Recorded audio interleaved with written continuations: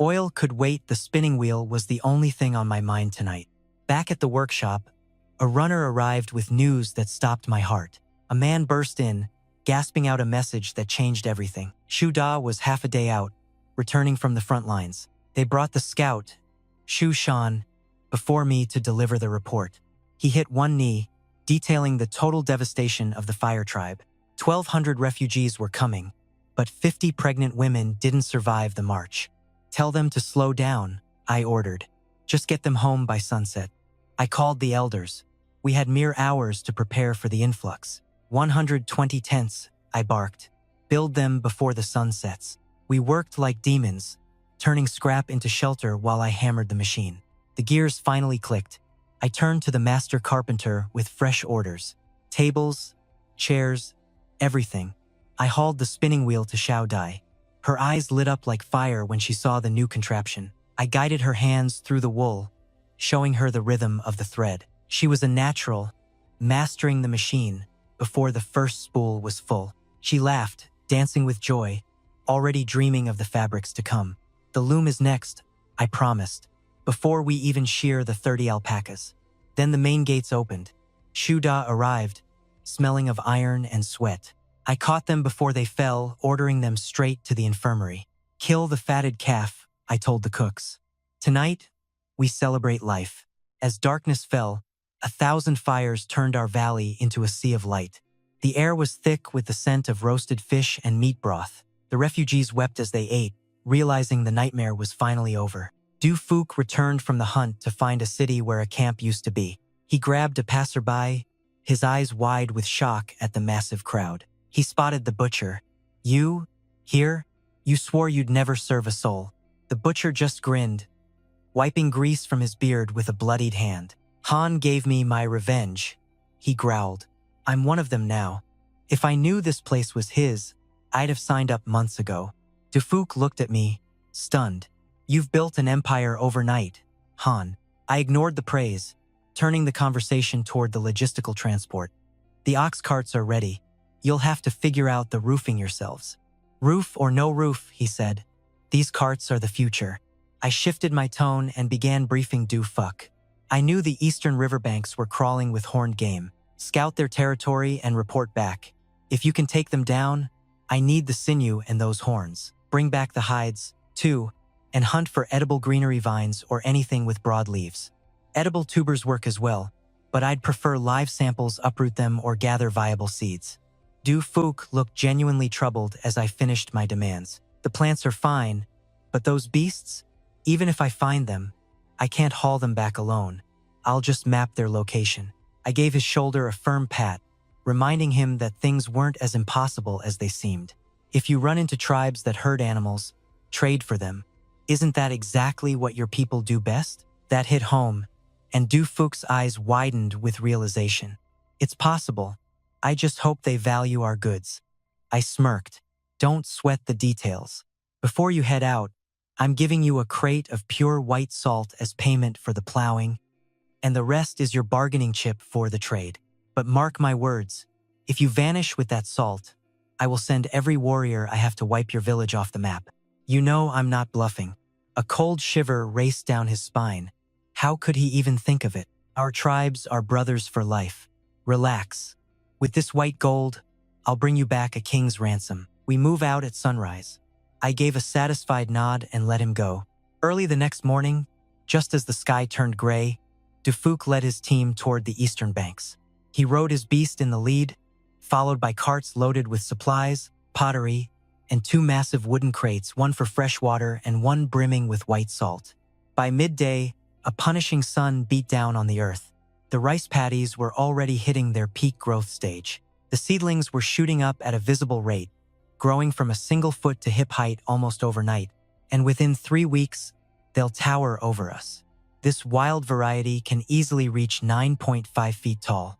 Meanwhile, I was busy using a charcoal stick to sketch out loom blueprints onto a piece of animal hide. I planned to make these looms a household staple, so they had to be compact. I settled on a high-frame treadle design. I handed the drawings to Mu Dan and his crew to manufacture the components, leaving the final assembly for me to oversee.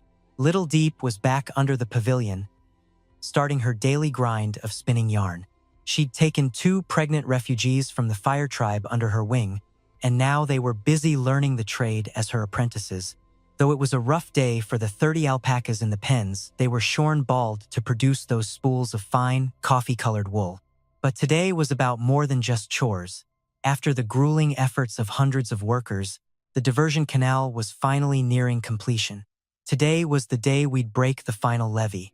This time, I stayed back. I left the honors of breaching the last barrier to the young men of the Zhao and Sai clans. As dozens of them worked in shifts, the thin wall separating the canal from the river was chiseled away layer by layer. When the barrier thinned to 15 inches, the soft topsoil finally gave way. The river surged forward, claiming the new channel. My first order of business: all bathing and laundry were strictly moved to the diversion canal. The North River was reserved for drinking water. One violation meant losing a day's food. The tribe was baffled, but no one dared question my word. Now that the canal project was officially wrapped, the brick-making operation was still firing on all cylinders. Clay was being molded into bricks and tiles, drying under hay sheds before hitting the kilns. But the kilns didn't require that much manpower. Hundreds of canal workers were now idle, eyes on me, waiting for their next mission. I did the math. The most pressing crisis we faced was still housing. We needed at least 300 homes across 3 zones to accommodate the 2,000 people now under the Han banner. As I sat there, a master plan for the central district began to take shape in my mind. I'd originally thought about a massive plaza, but covering that much ground with just pavement felt like a waste. A block 110 meters square, nearly the size of 2 football fields, was more than enough to carve out space for public works, like a school and my own home right next to it. Space is a finite resource. I had to be economical with every square inch. Thinking about space saving, modern multi-story buildings gave me some inspiration. My house had to be 3 stories tall to match my status as leader. The layout was simple: a square central zone, 110 meters on each side, divided along a north-south axis. To the north lay the academy, to the south, the Great Plaza. Between them stood a lone timber, our tribal mast today, but the pillar of a nation tomorrow. I claimed the dead center of the northern district for my own hearth. I envisioned 3 stories high, dwarfing the halls of learning. My home served as the anchor, with twin wings of classrooms flanking me to the east and west. Those 4 academic halls were built to hold 3,600 students. That was the absolute limit for this sector. 5,000 souls in total. These structures ensured every single child would have a seat in the future I was crafting. I knew these floors wouldn't fill overnight. Some levels would remain hauntingly silent for years. I planned to fill that silence with libraries, cathedrals of paper to house the secrets I intended to leave behind. Once the blueprints were set, I reassigned the canal diggers to the masonry crews. My first 20 pioneers, the ones I'd personally molded, became the master architects.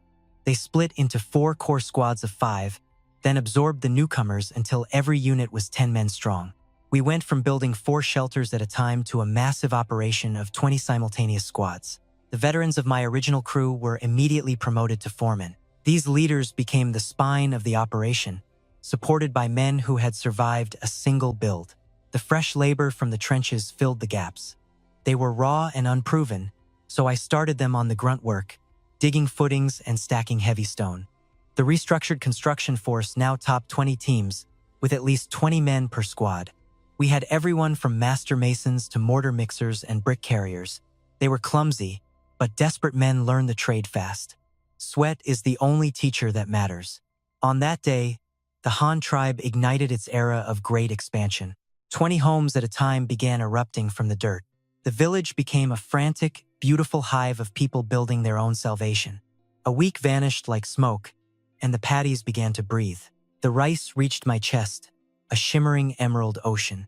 Nearby, the peanut crops were aggressively claiming the earth. I couldn't see the treasures forming underground, but the canopy above was thick and defiant. White blossoms dusted the pepper plants, promising a harvest of fire. Meanwhile, the crew at Batbow Mountain wasn't idling. 7 days later, they returned with 2 hulls full of limestone and dozens of rabbits. The kiln had already birthed its first batch of quicklime. My pulse quickened at the sight. All it needed was a touch of water. That quicklime would become the mortar to bind our world, sealing every gap in our defenses. With enough of it, I'd coat the interior walls in a brilliant, pure white. It would turn our dim shelters into halls of light. During that time, the river tribe returned twice to trade. I'd warned them last time to prune the oil trees to make the transport manageable. They delivered a much heavier haul this time, bringing 4 or 5 saplings with every trip. They stopped begging for salt, though. Their eyes were now fixed on our superior pottery. They wanted our jars, our bowls, and our massive water vats. But Mao Li, having tasted the power of a bronze blade, craved metal. He finally worked up the nerve to ask the question. Bronze tools? I shut him down instantly. Those tools were the only reason we held the high ground among the tribes. For the Han, that metallurgy was the very jugular of our survival. Seeing my resolve, Mao Li buried his ambition and led his people away, grateful for what he'd managed to get. But our own industrial engine was stalling on the red oil. I knew the tung oil was vital. It was the only way to shield our woodwork and unlock the higher crafts I had planned. But extracting it required roasting the seeds at scorching temperatures. We lacked the massive bronze cauldrons for such a violent process. I could only look at the harvest and sigh. I put the oil project on ice. We'd have to wait until we could cast a vessel strong enough to take the heat. That's when Mu Dun came charging toward me, shouting that the looms were finally complete. He just needed me to fit the final pieces. With a surge of adrenaline, I raced toward the carpenter's shed. Following my leather sketches, it took less than 2 hours to assemble the first mechanical loom in human history. I summoned the strongest men to haul the frame to Xiao Di's workstation under the pavilion. This was history in motion. A crowd of children and working women gathered, mesmerized by the strange wooden skeleton. Xiao Di saw us coming and dropped her work, unable to remain still for another second. 7 days of silence. Did you really build a god machine for weaving? I had to test it myself while teaching Butterfly. I grabbed her usual stool. I sat heavy, feet on the pedals, and gave them a soft kick. The ropes snapped, the threads split. Butterfly stopped breathing as she watched. No more hand-picking threads? I stayed silent, focusing entirely on the machine.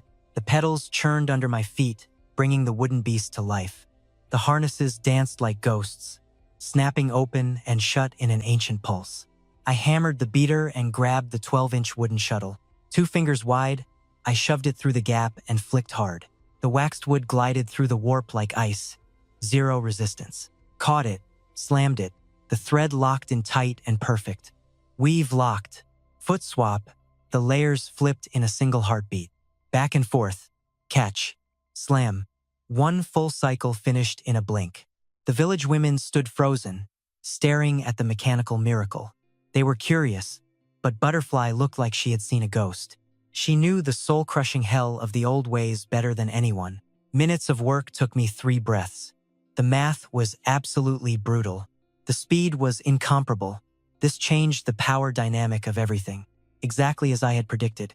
It wasn't just speed, it could weave miles of endless fabric. Butterfly stared at the 40-inch frame, her soul visibly shaking. Yards of fabric were already coiled. She looked scorched by the sight. What would her mother do? She just stood there, paralyzed in thought. If the old matriarch saw this, her world would shatter. The crowd was sold. They looked at me with pure, terrifying awe. Butterfly whispered, "Chief, can I go home once this fabric is done?" Her eyes were drowning in a desperate kind of hope. "Of course," I said. Then she asked to take a gift back. I smirked at her. "No problem at all. Take it." "We have alpacas for days," I said, but her voice went thin. "Can she have a spinning wheel?" "We have 2 now." My gaze went cold instantly. "Absolutely not. No chance. Our tribe comes first. They can come here if they want it." "But it's a 2-day trip," she argued, her heart clearly breaking. I pushed her. "Why doesn't she just move here instead?" "She's the leader," Butterfly whispered. "She can't just leave her people." I waved it off. "Forget it. Just keep weaving for now." The elders burst in, gasping. "Chief, the moon is gone. The storm is here. Skyfire." They choked out. "The heavens are hiding in terror." I barked orders. "Get the mothers and babies into the cave now. Hand out every scrap of leather. Protect the children first. Lock the animals down. If they bolt, We starve this winter. Move the bronze tools away from wood. It summons lightning. Stay back. Bring the pots inside. The wind will burn this village to ash. Move. The old men fled into the dark, terrified of the coming wrath. Deep heard me mention lightning and yanked the copper pins from my hair. Seeing the metal in her hand, my blood ran cold. I'd almost called down death. I worried for the miners at Bat Bow, that ore-rich mountain of lightning rods. I sent Beast Tooth racing to warn them to find immediate cover. The tribe was a blur of motion, securing gear and stockpiling rations. Black clouds swallowed the sun, plunging the world into a howling, pitch-black void. 15 minutes later, the atmosphere shattered with the year's first violent thunder. A low growl rolled across the horizon before lightning sliced the dark sky. The following roar was deafening, sending terrified children into fits of screaming. Men cowered under firs in the shadows, paralyzed by nature's raw, crushing power. Late that night, Deep huddled against me, her breathing rhythmic and soft. She whimpered for her mother, sounding like a child lost in a dream. She sought a safety I provided, reliving a time before she was alone. Morning arrived with a calm sky and a brilliant, shimmering rainbow overhead. I checked the crops immediately. Seeing them unharmed finally eased my chest. Across the river, the Dew Scouts emerged from their rain-soaked mountain hideout. While hunting, they stumbled into the territory of a hostile, unknown tribe. The Hook warriors surrounded them instantly, led by a fierce, impulsive young man. 40 men aimed crude bows at them, flimsy tools, yet deadly in mass. Panic rippled through our men, but Fu held his ground, watching them closely. Seeing they hadn't fired yet, Fu realized there was still room for negotiation. He offered a traditional salute, waiting for the rival leader to speak first. "Drop your kill and vanish, or we'll end you right here," he spat.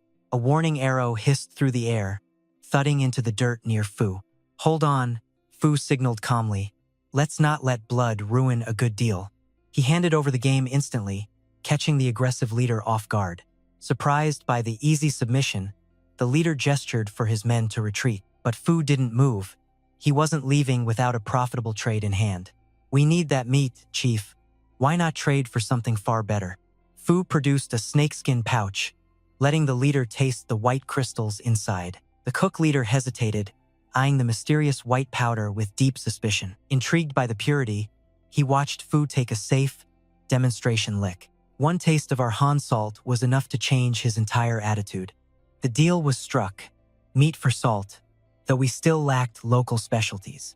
Fu promised a future visit, turning a deadly ambush into a trade route.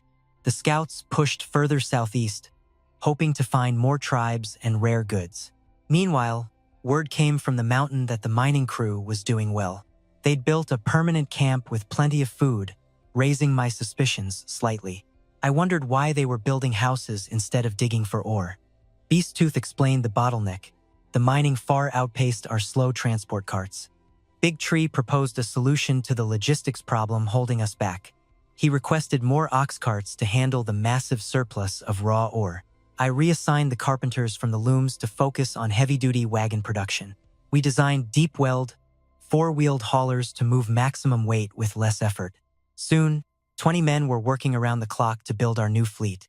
Under Mach Don's expert lead, the pace grew frantic. In 6 days, 12 spinning frames and 2 carting units stood ready. My prototype loom was finally showing real progress. One unit was fully assembled and calibrated for the first test run. While the second frame was still skeletal, seeing the growing workshop filled too deep with pure, unbridled joy. She mastered the shuttle with grace. At first, producing a single yard of cloth took her an entire day of labor. Soon, she hit 2 yards, then 3, eventually reaching 10 feet daily. Even then, we were just scratching the surface. Back at her old settlement, this output would have taken months of grueling work for far inferior results. Yet, I felt no joy. My mind was consumed by the flying shuttle, a device to triple our production speed. Imagine a world where hands do not throw the shuttle, just a spring-loaded mechanism firing across the raceboard. One tug of a cord, and the thread flies. But finding quality springs became a 2-week nightmare that stalled progress. 2D pushed through 10 exhausting days, churning out 10 yards every 3 days until the first roll was finished. 50 yards of Han fabric sat before us. Outside, 30 alpacas stood shorn and shivering in their pens. After washing and carding, the mountain of yarn we had accumulated promised hundreds more yards of finished goods. But then the reality hit. What happens when the wool runs out? The looming shortage weighed heavy on my mind. Idle machines are a death sentence. That night, Too Deep whispered a request to visit her mother at the border tribe. She wanted to bring a small 2-yard token of our progress to her aging mother. Business was slow, so I agreed, promising 20 yards. We briefed Thuk-O and the elders before sunrise. We mounted Hui-sun and Yukbao, setting off into the unknown wilderness. We traveled until 1 in the afternoon, when the tribe's markers appeared. Women were busy harvesting the season's first olives. As we neared the hemp fields, a piercing whistle shattered the silence of the afternoon air. Every head in that field snapped toward us, eyes wide with sudden, sharp apprehension. Seeing 2 massive beasts looming over them, the women dropped their baskets and fled toward the village in terror. Panic erupted. Tu Diep stood tall on the saddle, her voice cracking as she screamed for her mother. The running stopped.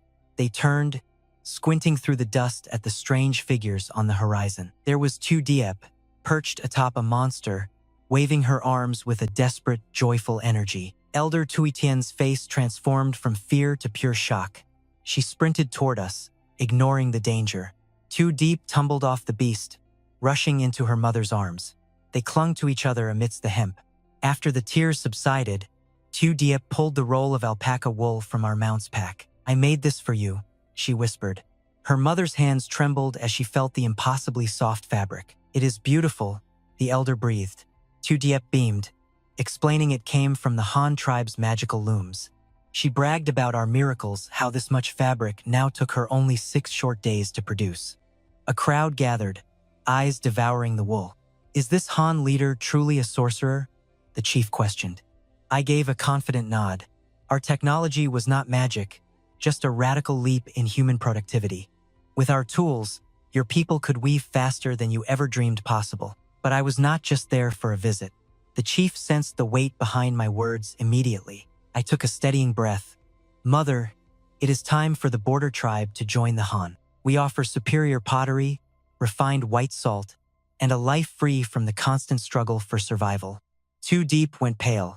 She had not expected me to turn this family reunion into a political takeover. While the elders whispered in doubt, the hunting captain's eyes lit up at the prospect of easy living. He knew our strength. To him, joining us meant the end of hardship and the start of luxury. The chief, however, was torn between the promise of plenty and the price of submission. "This is heavy," she said. "I must consult the elders. You will have your answer by tomorrow morning." I did not hide our flaws. I told her we were low on land and food, hoping a shared struggle would unite us. My honesty only deepened her conflict. She looked at her daughter, then at my imposing stature. Finally, she spoke. "I will not decide until I see this Han tribe with my own eyes." "That is all I ask," I replied. By dawn, the elders and I were trekking back toward our home. I detailed our rise as we walked the sun-scorched path. Anticipation and dread fought in their eyes as our walls loomed. Hunters passed us hauling bloodied boars, offering a silent, heavy salute. "A massive kill," I cheered. "Fire the pits for a midnight feast." The matriarch froze, haunted by the massive brick structures rising ahead. Sights like these were ghosts from a future they never dared imagine. I gestured to the stone skeletons. "Behold, Mother, our new reality. Inside, the hearth burns eternal. The winter frost will never find us." She touched the cold stone, mourning her tribe's flimsy, dying tents. I pulled them toward the shadows where the wooden looms clicked. Dai rushed forward, her eyes gleaming with a frantic, desperate pride. "The miracle I promised," she whispered, her hands dancing over the shuttle. An elder watched, mesmerized by threads weaving a destiny he feared. He stroked the wood, a relic. "Our efficiency would explode with this."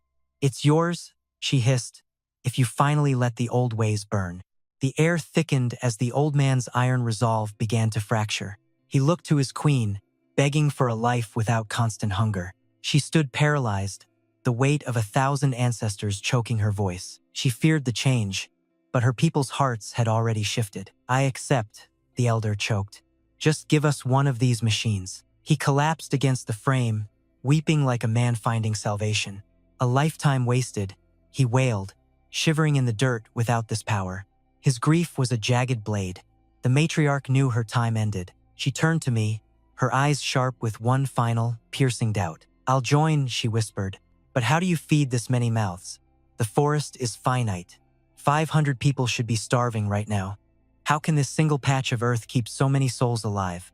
I smiled grimly and led her toward the heavy, inner gates. The cattle were working, but the long-necked beasts watched from shadows. 1,000 rabbits thrashed in their cages, a literal sea of fur. "Wool beasts," I explained, pointing to the shorn, strange-looking creatures. "Docile herbivores.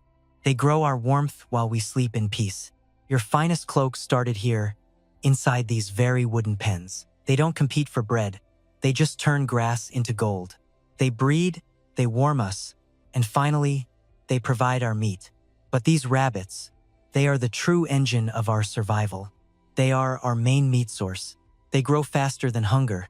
2 become 6 in 8 weeks. They reach maturity within 4 months. We started with dozens. Now we have over 1,000 survivors. Children gather the grass. We have finally stopped chasing our deaths." They stood shattered, realizing their entire world had just been erased. To them, animals were gods or tools, never a source of life. The variety of our captive treasures made their ancient hearts stop. My strategy had completely murdered every tradition they ever held sacred. "Tell me," she breathed, "can you cage every living thing you find?" The elder leaned in, his voice a raspy whisper as he questioned our ways. I told him we only keep the gentle grazers.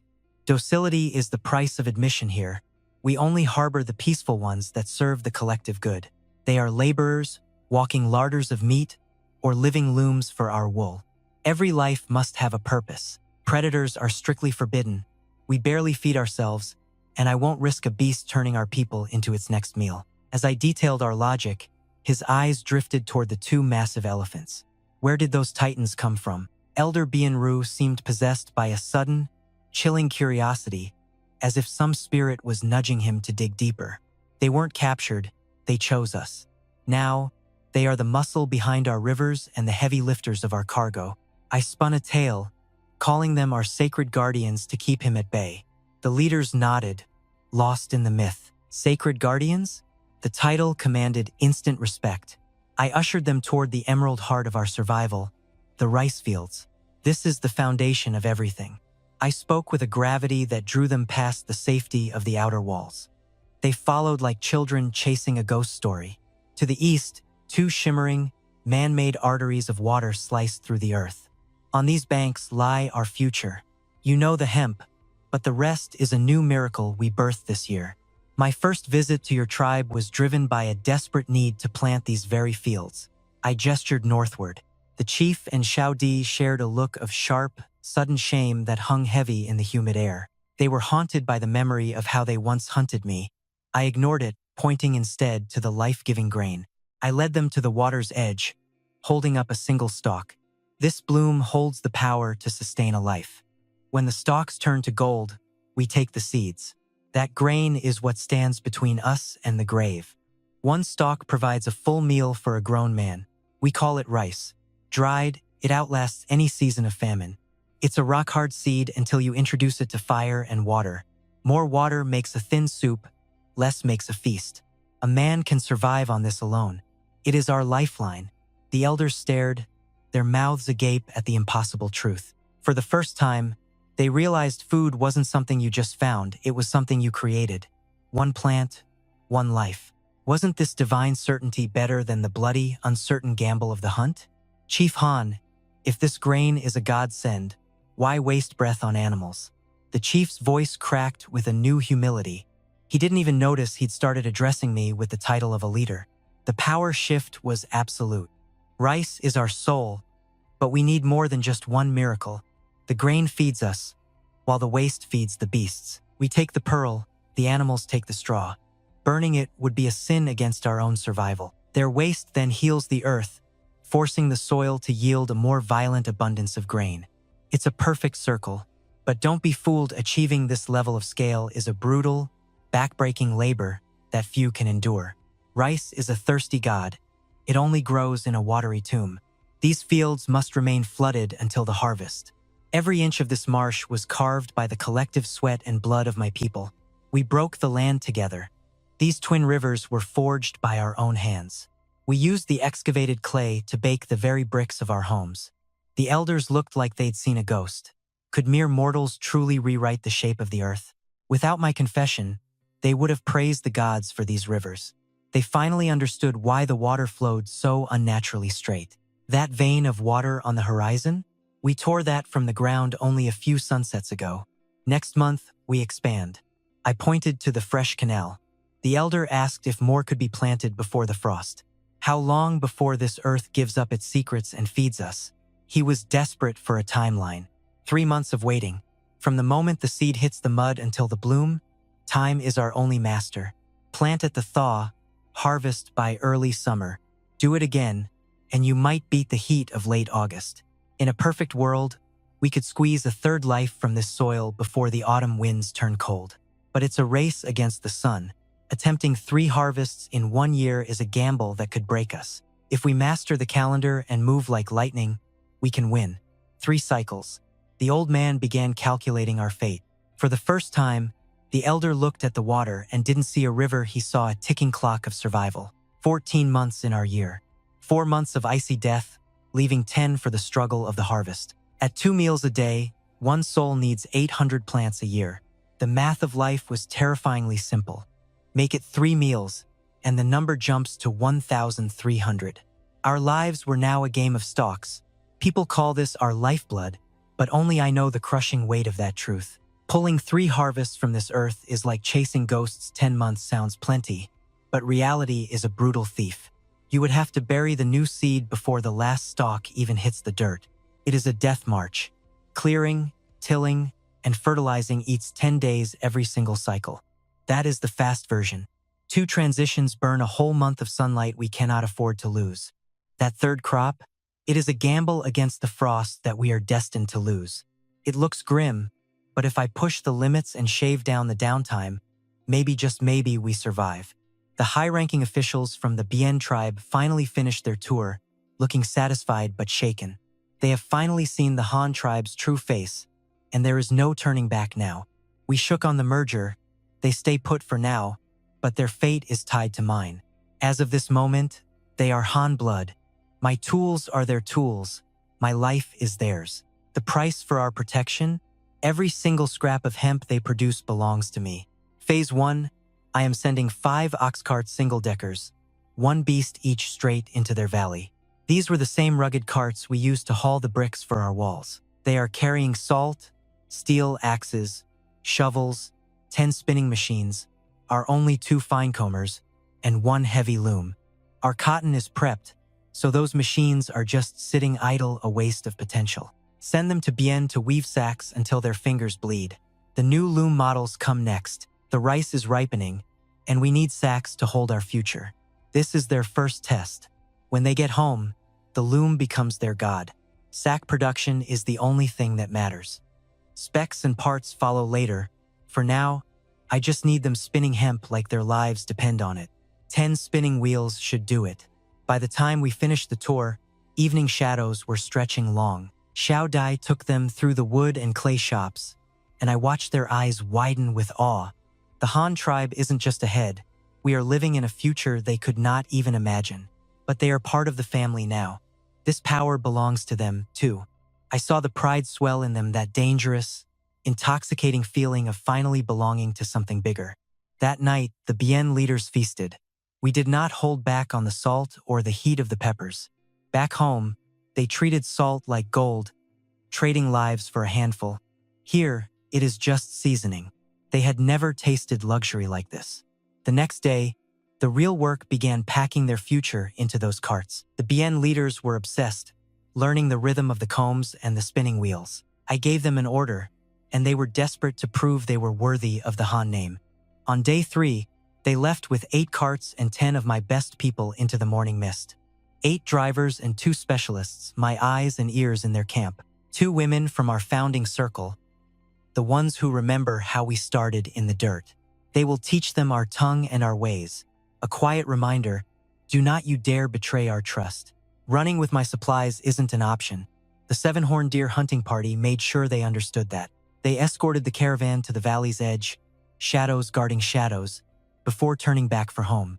With them gone, I locked myself in the workshop. The new loom design was screaming in my head. I needed something simpler, a modular skeleton that anyone could build or break down in minutes. Efficiency is our only shield against the coming winter.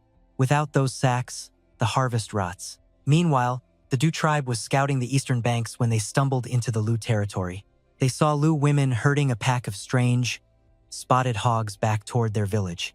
The beasts were patchwork-colored, sleek and heavy-bellied, proof that someone was eating very well. Du was not paying attention. One wrong step and he was screaming, his leg caught in a loose snare.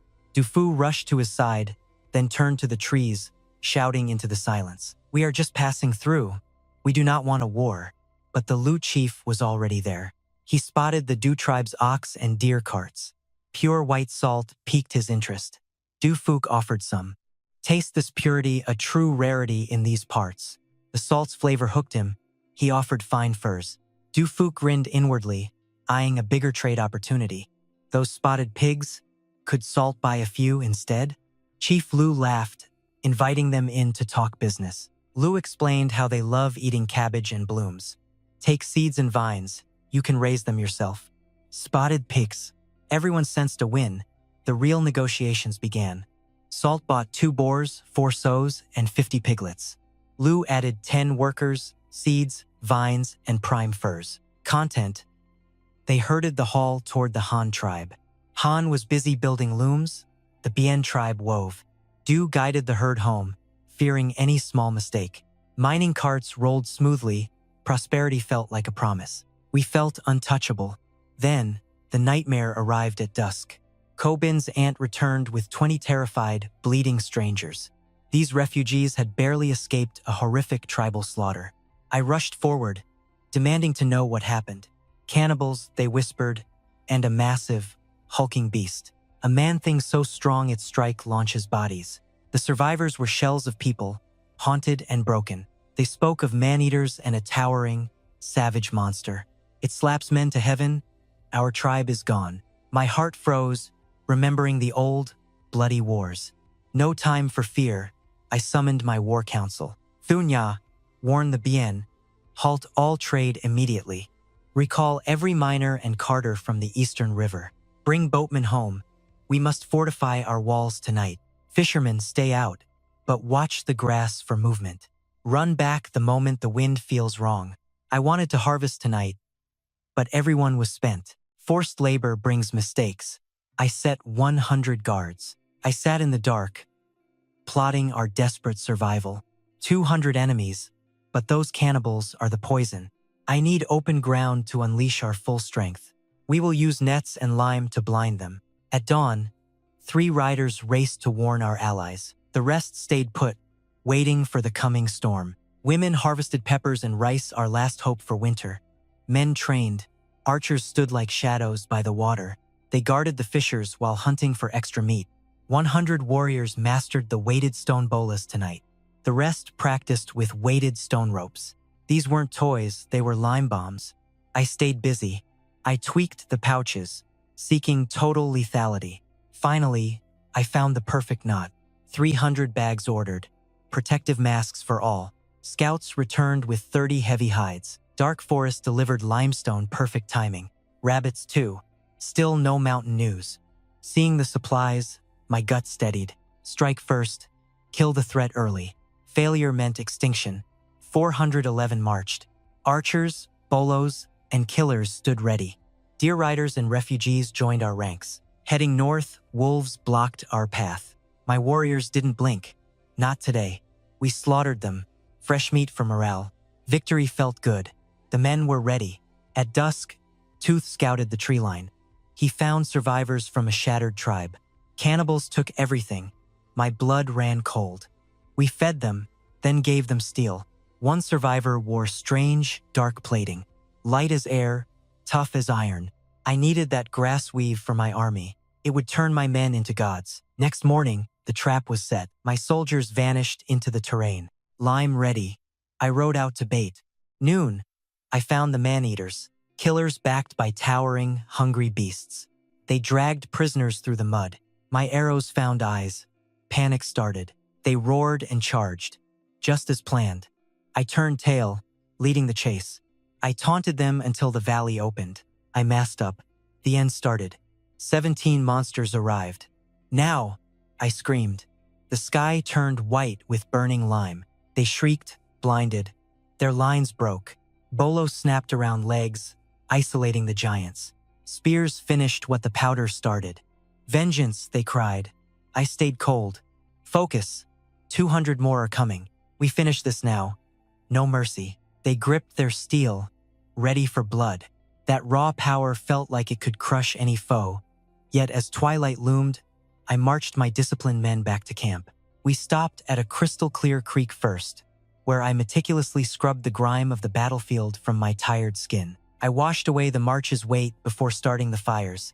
My kin huddled around, expertly prepping food and reliving the fight. They praised my strategy, especially that sudden blinding powder trick, though we were dangerously low on that specific resource. Suddenly, the guide from the broken tribe stepped forward, his face etched with a heavy and silent burden. He spoke with trembling dread, warning me that we couldn't rely on those same tricks for the remaining savages. He'd seen his own people shackled and beaten among their ranks. If we attacked recklessly, his kin wouldn't survive the night. I gave a slow nod, knowing the lime was spent, and assured him that a massacre was never my true intention. The guide looked at me, completely stunned. "You're actually going to let them live?" he asked, drowning in confusion. "Killing them is a mercy they haven't earned. We have too much grueling work for us to be surrounded by corpses. I plan to bring them back as laborers for our village." The guide just stared, unable to grasp my cold logic. "Can't we work for ourselves? Why waste food on monsters?" I sighed at his simplicity and explained the bigger picture.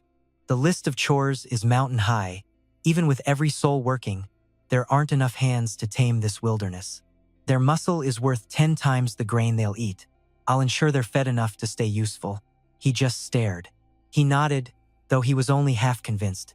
He knew our tribe was massive, but my ambition clearly baffled his mind. Beyond the hunt and the harvest, he pressed, what could possibly require so many bodies to get done? I told him hunting doesn't require a nation. We need fortresses that can actually stand against the world's coming storms. We need walls to break the summer rain and hold back the freezing, lethal teeth of the winter wind. We have irrigation channels to carve and endless fields to plant if we expect our children to ever know peace. We need teams logging, timber, and hauling wood by the ton. The guide looked utterly lost as I listed our needs. He decided to wait until we reached my village to see, though his heart remained with his stolen family. After the meal, I called a sudden meeting with my top commanders to discuss the next phase of our mission. I laid out the new directive. We were pivoting from a total slaughter to a mass-scale prisoner harvest operation. They agreed, but the logistics of catching over 200 hostiles alive had everyone worried. Then I revealed the plan. Those man-eaters move like snails when they're dragging captives and stolen loot across this broken, jagged terrain. They won't make the ridge tonight. They'll be huddling in a shallow camp somewhere, thinking they've finally escaped us. We hit them at midnight. I gave the signal, and the entire unit began to mobilize with cold, lethal precision.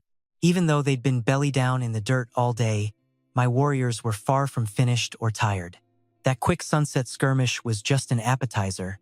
They were rested, fueled, and riding the high of victory. Spirits were sky high. The idea of taking the fight to them and bringing back workers had everyone feeling energized. But then I issued an order so bizarre it had my toughest men looking at me like I'd lost it. I had them dig a massive hole by the creek and flood it into a thick, soul-sucking slurry of mud. "Get in," I commanded. "Every inch of you. If I see any skin, you're doing it again from the start." Even the steel had to be caked in filth. I explained that in the dark, clean skin acts as a beacon. Mud doesn't reflect the moon. We were becoming ghosts as the last of the light bled from the night sky. Hundreds of mud-caked specters began the march north, with a lead scouting party of 30 men breaking the trail. They fanned out in a wide line, keeping 10 to 20 meters between them, haunting the woods like shadows.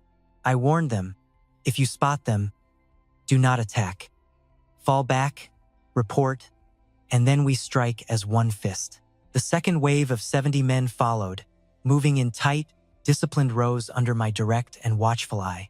They stayed exactly 200 meters back, ready to strike the moment the scouts found a target in the dark.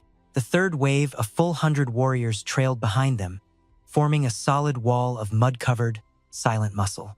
200 more infantry, along with the riders and heavy supply wagons, took the rear to secure our path. I knew that if we marched as one giant pack, the noise would alert every enemy sentry for miles around. We pushed through the void for nearly 4 hours, and just as the sky turned a pale, sickly gray, one of my lead scouts froze. There, flickering in the distance, was the orange glow of a campfire. He didn't waste a second, racing back to alert the unit. The news hit me hard as I scanned the horizon, tracking the flickering orange glow of enemy fires. To ensure our intel was bulletproof, I personally crept forward to scout the perimeter.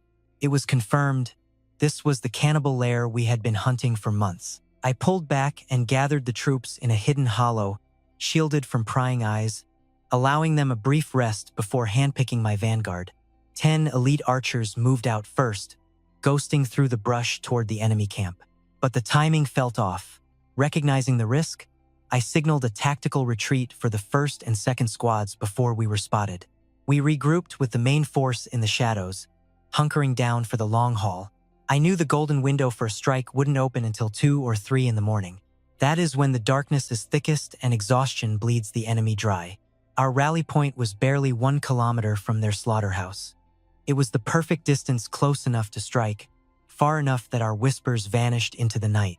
As long as we kept the fires out, we were invisible.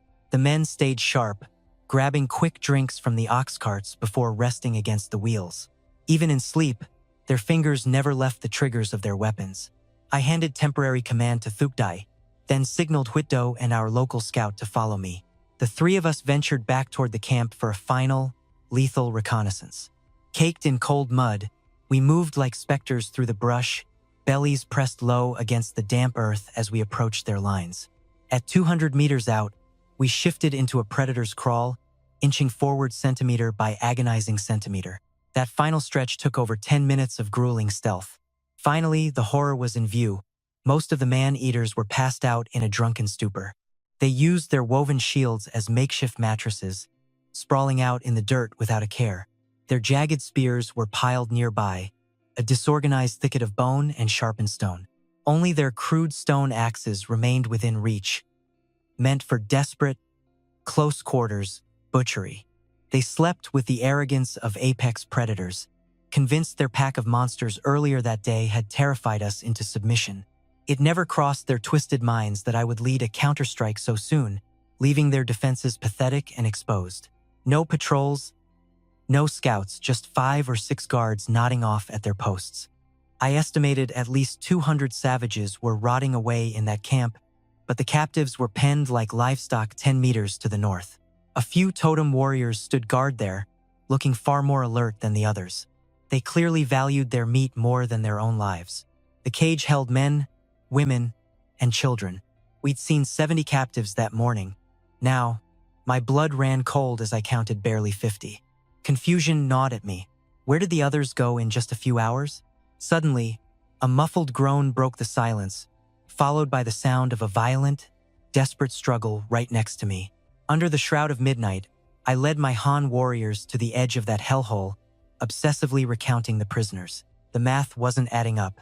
70 people were taken, yet only 50-something remained in the pens. Just as the realization started to sink in, a low sob and the sound of thrashing dirt pulled my attention to the shadows nearby.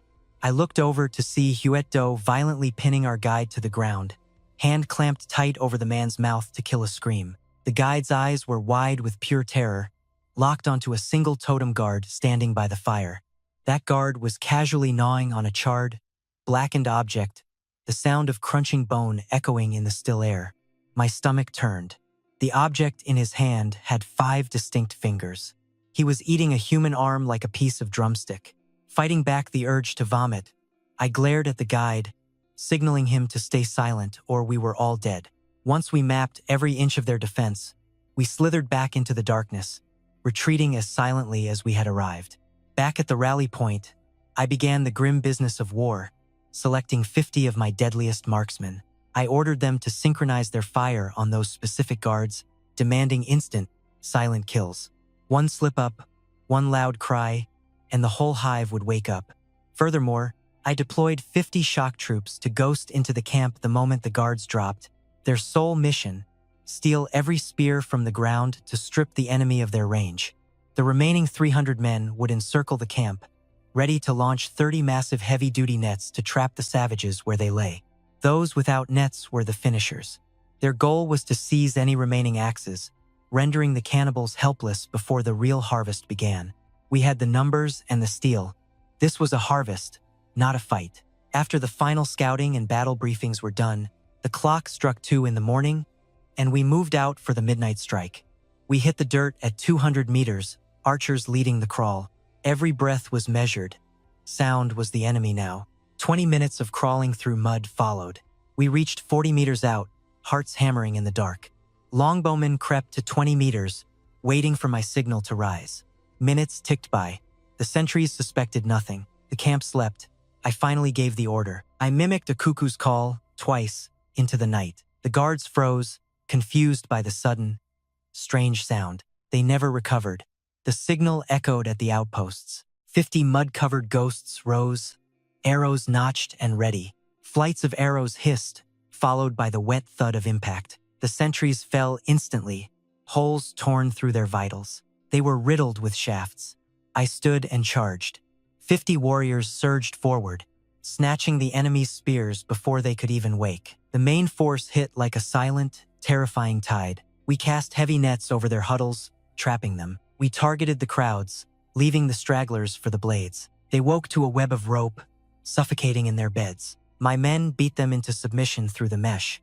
60 survivors tried to fight back, trapped and desperate. They reached for their missing spears in vain. Forced to use stone axes, they stood no chance. Our reach was superior. Their axes were useless. They couldn't throw them without losing everything. Small, bloody stalemates broke out across the camp. Cowards broke for the woods, trying to vanish. Weighted chains caught them, dragging them back. 5 diehards fought until they were impaled. One man threw his axe in a final, futile gesture. He caused a scratch but was quickly mobbed and crushed. Butcher was the star of this dark theater. He used a heavy staff, diving into the fray. He moved like a shadow, cracking skulls left and right. He didn't kill. He just left them broken and unconscious. The chaos died down quickly as we took control. We began the binding, reclaiming the stolen weapons. We hacked off the spearheads with our axes, lashing the wooden shafts across their backs like crosses. Struggle meant choking. We owned their lives now. 20 minutes later, the captives were trussed up like animals and forced into the dirt. They couldn't even crawl away, reduced to nothing but guttural screams as they bit the dust. Every outburst earned them a heavy blow until silence became their only defense against the pain. 237 enemies fell, 29 died instantly, leaving 208 for a lifetime of chains. These souls will never know the warmth of citizenship in our tribe. They are permanent ghosts. My warriors didn't lose a single man, suffering only minor scrapes while liberating 57 lost souls. These survivors, remnants of shattered clans, begged to join us the moment they saw our strength. They knew that in this brutal wilderness, standing alone was just another way to die slowly. This victory didn't just expand our borders, it solidified our reputation as the region's new masters. Yet, the real prize wasn't the land or the labor, but the cold proof of our tactical dominance.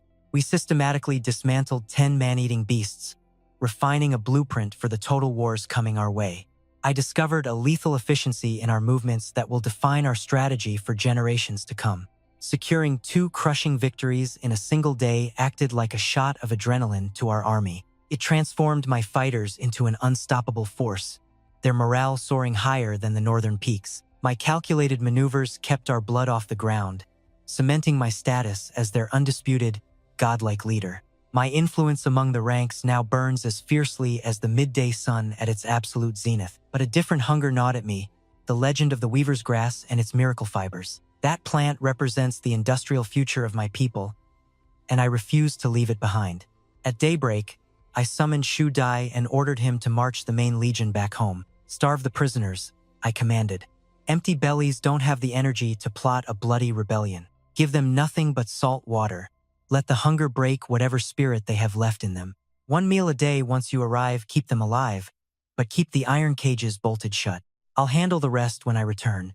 He looked at me, his eyes clouded with sudden confusion. You're staying? He asked. I told him I had business with a certain green gold. I needed to secure that vegetation to see if our soil could handle its temperamental, useful nature. Take everyone else back, I barked, leaving no room for his protests or his lingering doubts. 5 horsemen and a scout were all I needed to outpace his slow-moving column of misery. Watch your back, chief, he said with a grim salute before turning to his grim duties. I mounted Hui-sun, my prize stallion, and signaled my small detachment to follow me north. With our guide on Yukbao leading the way, 7 of us vanished into the morning haze. We reached the hollowed-out remains of the weaver's village, a sprawling, eerily flat expanse of land.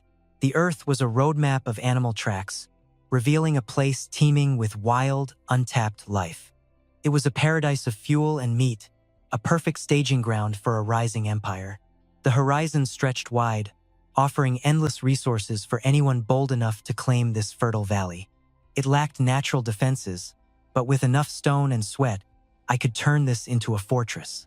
The village was a graveyard of earthen mounds, homes dug deep into the belly of the world. You could walk right over them and never know a civilization breathed beneath your very boots. Then I saw it, the weaver's grass, standing like a tall, emerald-green sunflower in the brush. It rose 1.5 meters high, its vibrant hue clashing with the dusty, dead landscape. Its head was a complex honeycomb of pods, hiding its secrets within hundreds of tiny, sealed chambers. I estimated 200 seeds per stalk, each one a tiny engine of future industry. They were the size of soybeans, clustered together in a pattern that mirrored a dry lotus. The stem was a rigid pillar, 2 centimeters thick, pulsing with a strange, hidden botanical power. I reached out to touch it and felt 1,000 needles. The fine hairs were defensive stingers. It wasn't poison, but an aggressive allergic shock that left my hand throbbing in sudden, agonizing heat. The tribal scout finally broke the news to me. Long-term exposure breeds immunity, a fact that left me feeling totally defeated. Foraging will be a nightmare, yet those ink-dark leaves held a strange promise. Each foot-long leaf was covered in bumps, resembling rough toad skin. I used a sharp point to carefully nick the main stem. Thick white resin oozed out, slowly pooling into a valuable hoard. A single plant yields roughly 300 grams per harvest cycle. That output was incredible, but the next revelation was even better. He beamed, explaining that these branches regenerate in just 7 days. When can we harvest? How often? I asked, my heart racing. They are ready after blooming, once the leaf nodules swell up. Flowering starts in early summer and continues for 2 full months. You harvest during the bloom, the seeds ripen 1 month later. The pods burst open automatically, scattering new life onto the soil. New sprouts rise quickly, allowing for a second harvest by autumn. The flavor is bizarre, so my people almost never eat them. But rodents and birds love them, making them perfect winter bait. He detailed every trait while I stood there in absolute awe. 2 cycles a year means 4 months of steady resin production. Over 120 days, we could harvest 17 times total. 2 plants alone yield 75 kilos, that is an insane amount. Even better, the seeds serve as excellent feed for our livestock. Our tribe has plenty of red-tailed black chickens to feed. We turn seeds into meat. It is the ultimate survival loop. Are there seeds left? I asked hopefully. Not many, he replied. They are in the ruins. I will see if any survived. He sprinted toward the crumbling mud huts to start the search. The village was a graveyard of raids. We began digging through rubble. Working together, we finally unearthed a cache of dark seeds. We salvaged 5 pounds of black seeds as the sun dipped. With the light fading, I decided we would camp here overnight. The crew gathered firewood while hunters disappeared into the thick brush. They returned with wildfowl and cats enough food for 2 days. I seasoned the meat with salt, catching the scout's wandering eye. I have seen that before, he remarked, leaving me completely stunned. Where? I demanded. 5 days' journey toward the rising sun. Past the river lies Immortal Lake, rimmed with white stone crust. The water is brine, he said, describing a hidden salt mine. Why call it Immortal Lake? I asked, sensing a deeper secret. My curiosity flared as he spoke of the dangers lurking there. Beasts guard the water, and a mountain floats above the lake.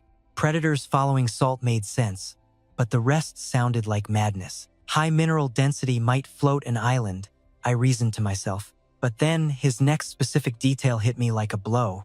That mountain was not on the water, it was drifting midair. That island actually floated, hovering impossibly low over the water. Thick, iron-strong vines anchored it firmly to the shoreline. Locals claim they stop it drifting. You're joking, right?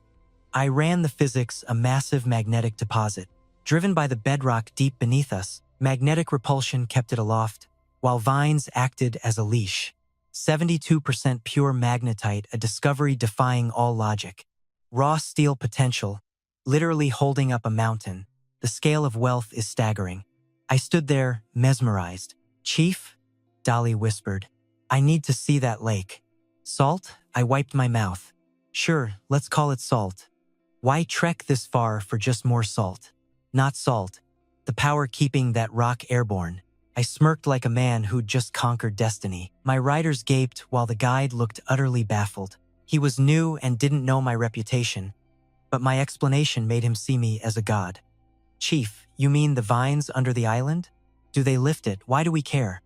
The rock itself is the prize, a vital mineral. If I'm right, it's ours.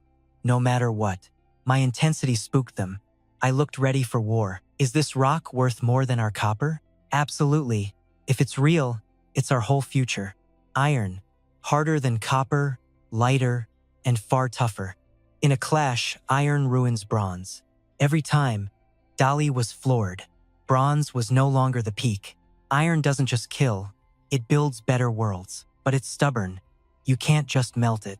It requires brutal, endless hammering to shape it. We must have iron to become truly invincible. That night, I sent a rider with 50+ pounds of seeds. Plant these immediately. We still have time this season. Use the west fields. It's a quick, easy job. At dawn, 6 of us scouted toward Fairy Lake. Heading east, the flat terrain stretched out forever. Forests vanished, replaced by vast grasslands and brush. The ecosystem shifted. Yellow marmots patrolled the plains, standing like sentinels before diving into the earth. Gray rabbits grazed nervously, twitching at every shadow. They lived in terror of the hawks above. Strangely, the eagles ignored these small, easy targets. Then, one plummeted, talons sinking into a full-grown antelope. The eagle struck with devastating, heavyweight power, hauling the screaming beast into the eastern sky. Damn, that is no eagle. It is a titan bird, strong enough to pluck a full-grown antelope right off the grass. It defies nature, but I kept my cool. In this prehistoric hellscape, the impossible is just another Tuesday. We pushed through the brush until twilight, eventually finding a small creek to hunker down for the night. Flat plains stretched everywhere, save for some jagged hills ghosting against the horizon where we were headed. As a massive moon crested the ridge, I spotted a tiny, ink-black speck marring its silver face. That was it, the floating island. Even from miles away, its haunting silhouette loomed over the invisible waters. At sunrise, our 6-man crew pressed on. By noon, I found something chilling, a massive mound of sun-baked, grassy dung. I signaled a halt and used a small twig to dissect the waste, my skin crawling with every poke. I looked closer. The grass fibers were barely digested. This thing had dropped a pound of waste right here. A massive herbivore left this. I dropped to my knees, scanning the dirt for tracks to confirm my fears. It looked like some primitive cattle or a wild horse, but the species did not matter as much as its size. I wanted one. The Han tribe was starving for livestock, and these endless, empty plains offered nothing but dust. Besides rodents and skittish gazelles, we had seen nothing substantial. No signs of real beasts of burden until now. I was not sweating it, though. Every living thing needs salt. They would be congregating at the lake just like us. Our paths were destined to cross. We kept moving until 4 in the afternoon when a churning river cut our path. This was the landmark the guide warned us about. On foot, it is a grueling 3-day trek from his village. Thanks to our mounts, we cleared it in one day. The water spanned at least 60 feet of treacherous currents. I stared at the flow, wondering if this was the same vein of water that fed my own home. If so, everything changed. We could float iron ore straight back to the village and start an industrial revolution. I will scout the banks on the way back, but looking at that white water now, how do we cross? Dali stared at the rushing depth, his face pale. I told him to quit looking at me and ask our guide. Their people get salt here all the time, right? I reminded Dali of that before turning to the guide for answers. We usually just dive in, he shrugged. It is shallow enough to swim, but those monsters you are riding might struggle. He looked at me, a sudden doubt crossing his eyes. By the way, Chief, you actually know how to swim, right? Do not insult me. Our tribe is practically built on a riverbank, I replied. We spend half our lives in the water. As for these mammoths and elks, they were born for this. We are crossing. Wait, I stopped him. You said you swim this often. Is this a regular commute for your people? Twice a year, he said. Once in the summer and once in the fall. We never travel with fewer than 10. Only the strongest warriors are chosen to haul back 6 months' worth of salt. The trek is a total death march. Monsters haunt the lake. Go in with a small group, and you are just bait. Even with 10, people still die. The guide's words hung heavy. Dali looked at the others, his resolve crumbling. Chief, are we sure about this? Should we get reinforcements? I scoffed. Scared?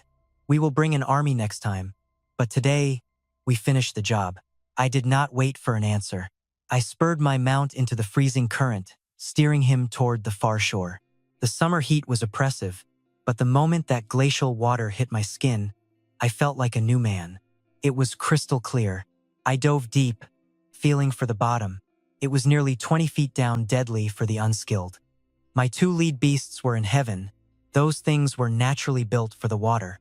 They refused to get out, submerging their trunks to blow bubbles and spraying the rest of the team like hoses. Dali grit his teeth and forced his elk in. The beast was terrified, and he clung to its neck for life. We dried off on the bank, letting the animals play for a few minutes before forcing the formation back east. The terrain shifted, the trees thickened, but the endless savanna and thorny scrubland still dominated the landscape. The ground began to tilt upward, and those distant silhouettes were finally taking the shape of imposing hills. Those titanian-sized birds were back, circling like omens toward the east. They live near the salt lake. The guide claimed it was a 48-hour walk. I did the math in my head, adjusting for our actual speed. At a forced march, we were looking at 60 miles, maybe more. The sun was already dipping low again. We were scouting for a campsite when it happened, a blood-curdling, metallic shriek that tore through the dead silence. That primal shriek shattered my composure, instantly crushing my spirit. I'd prayed for wild stallions, not this. Yet, fate had other plans. When that hideous braying hit us, my entire squad froze in place. Strictly speaking, they were horses, perfect for riding, yet I felt zero joy. My jaw tightened at the sight of a damn herd of zebras. What are those? Look like those blue beasts you caught, he said. Should we take them? Their taste is bizarre, but our tribe desperately needs the raw muscle. I gritted my teeth and gave the order. We take them. We need every head of livestock for the patties, but not today. We'll return with reinforcements. For now, set camp and start the fires. Those zebras were spooked. Predators are close. Stay sharp, everyone. Copy that, Chief. Smoke soon began spiraling into the empty sky. Smoke in the flats is a beacon. Giant raptors spotted you instantly. High above on the floating isle, the eagle tribe was already watching. Massive, short-tailed eagles descended upon the Salt Lake oasis with fresh kills. Father, my brother is back. He snatched a young foal. An 8-year-old boy cheered for his bird, his lifelong companion. He is growing fast. Give the raptor the prime cuts today. Chief Thuy sliced the foal open, tossing the warm vitals to the bird. The eagle took half the kill. We kept the hide and quarters. It isn't master and servant here, it is a bond of true brotherhood. These birds live 50 years, a partnership that spans a human lifetime. It's deeper than any vow. The boy watched the sun dip low. Dad, Why hasn't the Great One returned to the roost yet? He meant Thui's eagle, the strongest, most dominant beast in the flock. Right then, a thunderous cry echoed. The Great One had returned home. A massive white shadow appeared, clutching a gargantuan prize in its talons. A 10-meter python, its head shredded. The eagle dropped it and banked. It circled 6 times, shrieked twice toward the west, then finally landed. Father, what is the Great One trying to tell us? 6 travelers coming from the west for salt. Nothing out of the ordinary. Are there any girls in the group this time? Dad, you're shorter than the bird and already chasing girls? Thui laughed. The boy just grinned, not even bothering to deny the accusation. Tell the bird to guide them tomorrow before the long-tooths eat them. I'll send my brother to help too. The boy nodded firmly. At dawn, that massive white raptor appeared, shadowing our every move. Follow the white wing to the salt lake, the guide whispered. Why is a bird leading us? Is this some kind of trap? The eagle tribe helps travelers. They must have seen our signal fires. I didn't fully buy it, but we had no other choice. By 10 in the morning, we crossed paths with the zebras again. They were twitchy, sensing the sky. I ignored them. We had a goal. The floating island finally loomed ahead, an inverted mountain hanging in space. It pulsed with a magnetic, ancient mystery, guarding secrets in the clouds. Adrenaline surged. We were finally at the tipping point of this entire mission. Would that floating island hold the iron jackpot I'd risked everything for? The truth was close. Staring at that suspended rock, my heart hammered with hope. Then, the vibe shifted. A pack of spotted hounds was ghosting our flank. The Batuka's shriek shattered the air. Get ready, I yelled. Battle stations. We banked around the salt flats, weapons drawn and ready for a bloodbath. Over 20 hounds shadowed us, keeping a chilling, steady pace in the rear. Their hungry eyes never wavered, just waiting for one of us to stumble. They were hesitant, though. The cliff eagles usually kept them from hunting humans. I watched the pack while hissing to the guide. Are these the only threats? Where are the others? I pressed. The guide's expression was grimly hollow. Just these wolves for now. The great tusks are out there, though somewhere. Dalek's face paled. Great tusks? You mean those golden, saber-toothed monsters? One swipe and you're dead, he warned. Even the eagles fear those things. I had to focus. We needed to clear these hounds first. I scanned the terrain, drew my bow, and loosed one at a lead hound, 60 meters out. A headshot, I thought, but the skull was like granite. The bronze tip just grazed the bone, burying itself in the beast's scalp. That set it off. The hound charged Huang, snarling. The Batuka reacted instantly. Diving from the clouds, it slammed the beast into the dirt with raw power. Talons ripped through its neck. I didn't wait. I already had another arrow knocked. I aimed for the vitals, this time straight through the heart and lungs. The string hummed. The arrow vanished into its chest. It dropped like a stone. Keep moving, I urged Husan, circling the pack to keep them pinned. We stayed 100 meters out, raining shafts. 3 more arrows flew. 2 more dropped. Then the pack snapped. They started eating their own dead. It was a cannibalistic frenzy. Don't stop, I roared. Fire at will. 5 archers let fly from 80 meters, catching the hounds mid-feast. 2 more fell. The pack's internal war only got bloodier and more chaotic. The Batuka dived again, snatched a carcass, and dropped it at the chief's feet. Thui stared at the arrow-riddled body, his face a mask of pure confusion. Usually, the bird just watched over salt miners. They'd grab the goods and go. This was different. These people weren't here for salt, they were here for war. Confused by our strange weapons, Thui whistled to the giant bird above. Take me down there, he commanded. The bird answered with a piercing shriek. Thui leaped, catching the bird's talons. Together, they glided toward the lake. I was still picking off targets when a massive shadow eclipsed the sun. I looked up and froze, my heart skipping a beat in disbelief. A man was dangling from the eagle, staring at us with wide, shocked eyes. He'd expected thieves. Instead, he saw a team of disciplined hunters, warriors on beastback, wielding alien weapons. He'd never seen anything like us. With the pack broken, the survivors bolted. We didn't hesitate. We gave chase. Firing from a galloping mount was nearly impossible. Our accuracy was absolute trash. We were wasting arrows. Cease fire, I ordered. Get back to the salt flats.